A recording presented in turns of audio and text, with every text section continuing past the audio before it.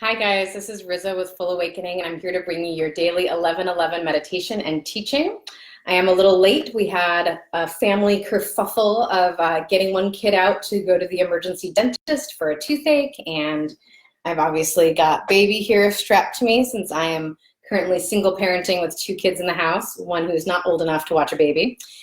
So I have an announcement. This is our third to final daily 11:11 meditation and teaching in this series that we've been doing for the quarantine. My husband goes back to work full-time tomorrow, and so this week will be the last. I hope to still do these on occasion. Maybe we'll start doing them on Saturday or Sunday when I have some support. Because you guys can hear how this is going to go, right? We'll do a little breastfeeding. Hopefully that'll keep her quiet. Hi, Aileen. So go ahead and vote in the comments below if you would like to see this continue on a Saturday or a Sunday. And we will, my cat just burned her whiskers on a candle. It's going to blow out the candle. Oh, life. Okay, guys, so if you'd like me to continue doing these once a week on a Saturday or Sunday, you can go ahead and vote below. We are going to stop doing these on a daily basis just because I am not going to have the kind of support that I've had single parenting with 3 kids. So it's been so lovely. I've really enjoyed it. It's been a great experience to be with you guys daily and to have a reason to do some contemplative work, some teaching, some connection, and some meditation. As I said to a client yesterday, this work, working one-on-one with clients, working with groups, and working with you, our community, is my meditation. It's part of my medicine of what I give to myself as well as what I give to others. So I truly, truly enjoy this. It's a good experience for me. Okay, so the topic for today is do no harm. And this has been something that's been rumbling through my psychic space for at least the last few weeks, but a little bit longer, in response to my question for Spirit about how do we create diverse community. So in my own explorations of wanting to be a part of a diverse community, and this beautiful saying that's come in, that diversity is the birthplace of resiliency. So diversity creates resiliency, right? And I really, really do believe this. You can see this in many different ways. You can see this in nature. Permaculture definitely teaches that monocropping, and doing just one thing over and over is depleting for the earth. It's depleting for the crops themselves. It's not healthy, right? So biodiversity is resiliency. And I think the same is true in our relationships and in our communities. And in asking that, of course, we want to be able to honor different perspectives. And this is part of our own human evolution, to be able to expand our minds, expand the borders of our perceptions, to include many different perspectives on life, to realize that life is a series of perspectives that were given to us. And then we have a choice of whether or not to question them, to expand them, to rewrite them. This is true with our identities. This is true with our communities. This is true with our judgments, our beliefs, our opinions, right? And so the question is, how do we create this resilient and diverse community? And are there any sort of baseline beliefs that everyone needs to adhere to so that we can have a safe and beautiful and inclusive, diverse community?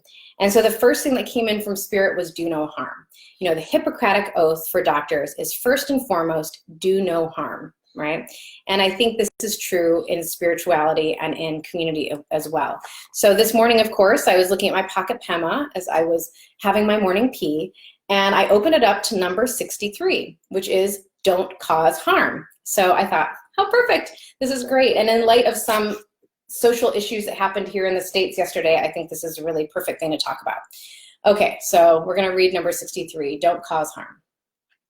Not causing harm obviously includes not killing or robbing or lying to people, but it also includes not being aggressive with our actions, our speech, and our minds. Learning not to cause harm to ourselves or others is a basic Buddhist teaching on the healing power of non-aggression. Not harming ourselves or others in the beginning, not harming ourselves or others in the middle, and not harming ourselves or others in the end is the basis of an enlightened society. This is how there can be a sane world. It starts with sane citizens, and that's us. The most fundamental aggression to ourselves, the most fundamental harm that we do to ourselves is to remain ignorant by not having the courage and the respect to look at ourselves honestly and gently. Woo! That says it all. So I love this what it points to, right? So the basis for an enlightened society is not to cause harm. And I love that it goes to these two places, not causing harm to ourselves and not causing harm to others. And in these three ways, in our actions, in our words, and in our thoughts. Right? And so obviously for me, my belief is always start with yourself. Always start by creating a safe space for yourself. We've done this in many of our meditations.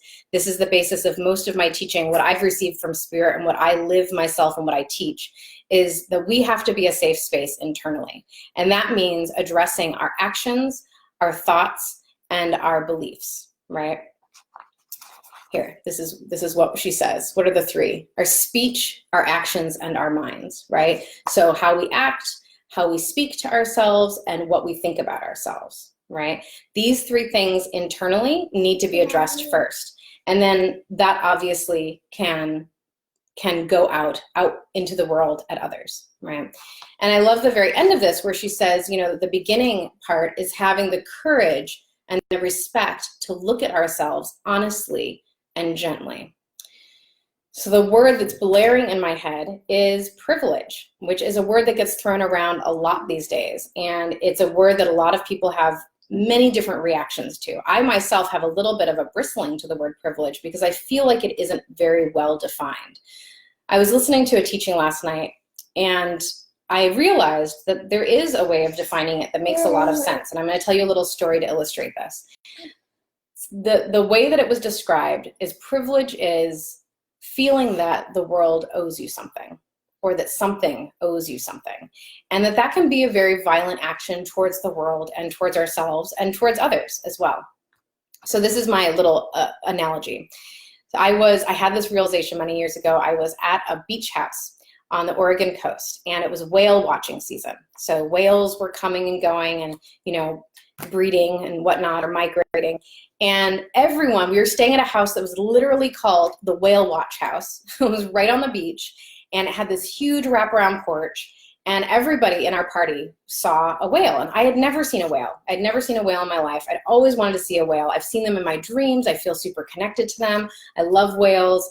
Obviously, I'm a very, you know, spiritual person and whales have this significance to me, right? So I kept going out of the porch. Everyone would be like, oh my God, I saw a whale. And I'd go on the porch and I'd have the binoculars and I'd be looking around. I couldn't see a whale, couldn't see a whale. And I started getting really disappointed and kind of upset. There was like an inner aggression that was happening. And as I was standing out there at some point, I said to myself, oh my God, the ocean doesn't owe me anything. The ocean doesn't owe me a whale sighting, right? This was this idea of privilege that I'd built up in my head, that because of who I am and because of how I see the world and because of the meaning that whales have to me, that I was owed a whale sighting. Everybody else was getting to see whales. Why didn't I get to see a whale, right? So I was having this really extreme response. But the moment I had that thought, the ocean doesn't owe me anything. The ocean doesn't owe me a whale sighting. All of that artifice dropped, right? All of that tension that I was holding dropped. And it created this humility, this humbleness inside of me, this feeling of gratitude, because I think that that's on the other side of the spectrum as privilege, is this extreme, profound gratitude for all that I have, for all that I experience, right? One of the main teachings I've received from Spirit in the last year that's affected me so deeply is that all of life is giving to all of life all the time just to continue. Right? We are receiving constantly from every life form. Even if you wanted to be the strictest vegan out there and you wanted to harm no animals, harm no beings, you know, you could keep extending that net farther and farther out of not wanting to take life, right? Life is giving to you all the time anyway, right? And I think it's an honorable, you know, this is our title right now, is Do No Harm. It's an honorable way to walk through life, to try to harm none, to try to not harm anyone or any being outside of you, to try to not harm yourself. But the truth is that life is constantly giving, and you're constantly giving back. We need to be giving back.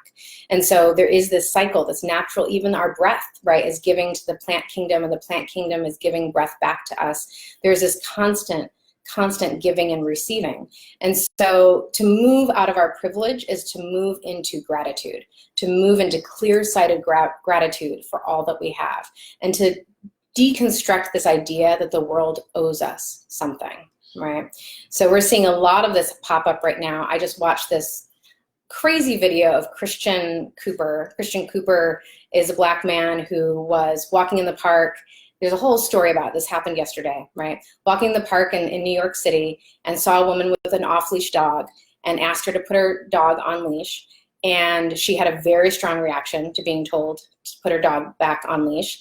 And he filmed her calling the police and faking that he was threatening her life and having a really dramatic reaction and trying to get him harmed by the police in this incredible exhibiting of white privilege in this country. It was really an amazing, amazing video, horrible and heartbreaking, but also luckily no one was harmed in this incident, but also a really great unveiling of the privilege of what we feel we are owed, right? And what we're engaged in, this tangle that we're engaged in this country of aggression and harm and privilege, right? And pain and suffering, right? It's right there. It's right at our foundation, and it's rising to the top to be seen. And this exists all over the world, right? Of course, these acts of aggression, this act of harming, internal and external, mirrored back and forth, back and forth. So the best thing that we can do is to take this task on ourselves to first and foremost try to become aware, gently, compassionately aware of the ways that we harm ourselves with our minds, with our words, and with our actions. And then also become aware of the ways that we feel able to harm others with our words, with our minds, with our actions, and to try to work ourselves out of those habits. And it's a process. It's going to be a process. But it's a process I think is so worthy of taking so that we can create resilient and strong communities in the future, because we need that and the world needs that of us. Okay, that is my speech, you guys. Hope that you got something out of there that was helpful. And we are going to do a meditation that's simply going to bring us into ourselves and into a state of dedication towards this do no harm idea. Okay, baby's falling asleep here, so I'm gonna have to switch hands, do a little ding, soft ding.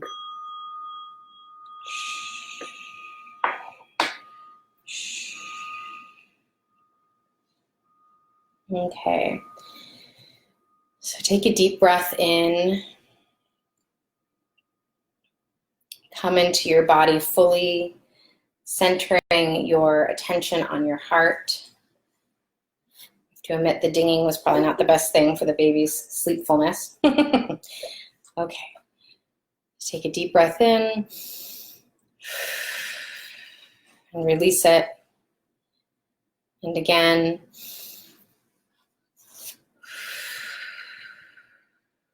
Release it. And draw all your focus into your heart. Imagining that you're inside of your heart cave and there's this beautiful fire, your triple heart flame, your divine spark flickering in the center of your heart cave. And you're going to imagine that you're standing next to that fire and that you have a scroll of paper. And written on this scroll of paper are the words, "Do no harm." Do no harm. And you're going to imagine that you have a pen, and that if you're willing to sign on for this assignment, that you're going to sign your name at the bottom.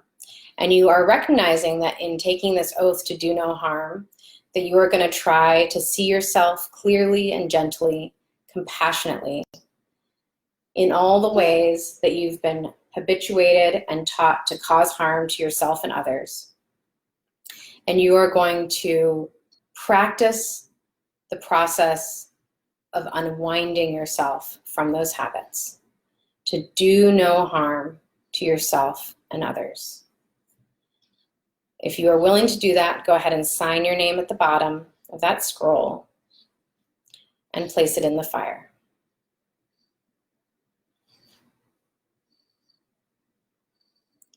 And as that scroll burns, I want you to feel that intention move through your body.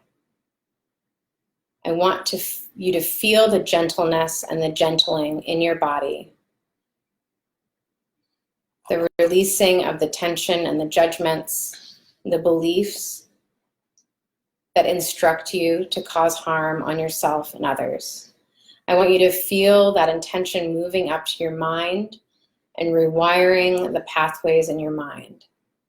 All the pathways that cause harm to you and to others. I want you to see them being illuminated and destroyed. I want you to see new pathways being created in their place. New pathways, new foot trails at first, perhaps. Perhaps they won't be super highways. That will take practice, practice, practice to go from footpaths to a gravel road, to a street, to a super highway. New pathways, though, that will help you to be compassionate where you once were cruel, that will help you be gentle where you once were sharp, that will help you to be empathetic where you once were callous. Allow your brain to be rewired. And allow that intention to move through your whole body, so moving through your heart, softening your heart, burning away privilege, burning away your feeling that the world owes you something more than you've already been given, and allowing new pathways of gratitude and clear-sightedness at all that you have, all that you've already been given, and the gift of it all, the sweet, kind gift of what the world has offered to you for your learning, for your growth, and for your ultimate joy.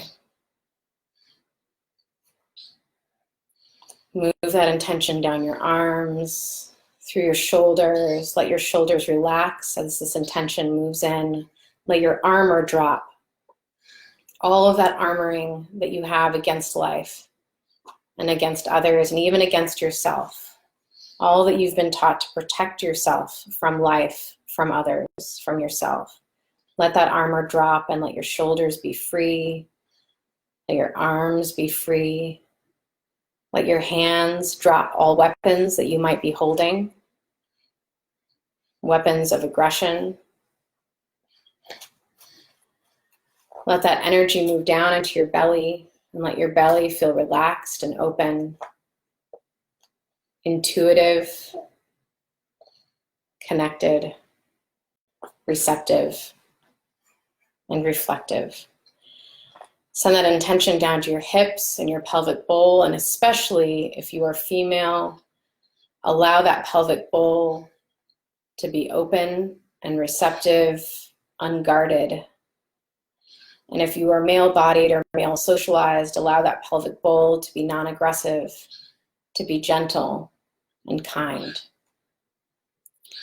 Move that energy down through your hips into your thighs, knees, calves, and shins, all the way down to your feet.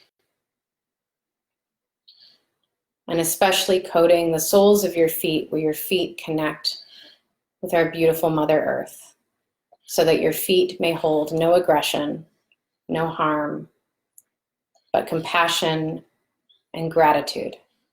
May you step with gratitude and gentleness on this earth, your mother.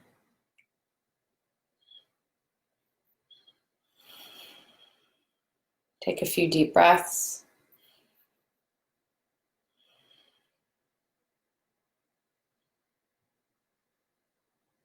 Allow this commitment to sink in.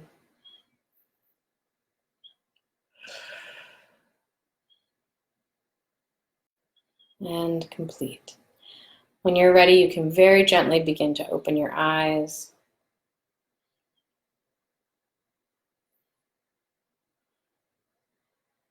Keeping your gaze soft at first. Taking in simply the light and form and movements.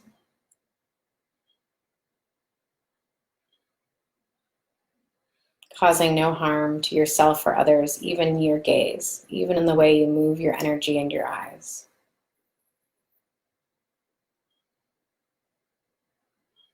I'm not going to ding the bell because the baby's back, almost asleep. But I am going to bow to you and thank you guys for joining me today. I hope you have a beautiful day. And I hope that this offering, this teaching around doing no harm, taking this oath for yourself and others, I hope this travels deep into your consciousness and into your heart and provides for you many years of joy. Thank you guys so much. I'll see you tomorrow.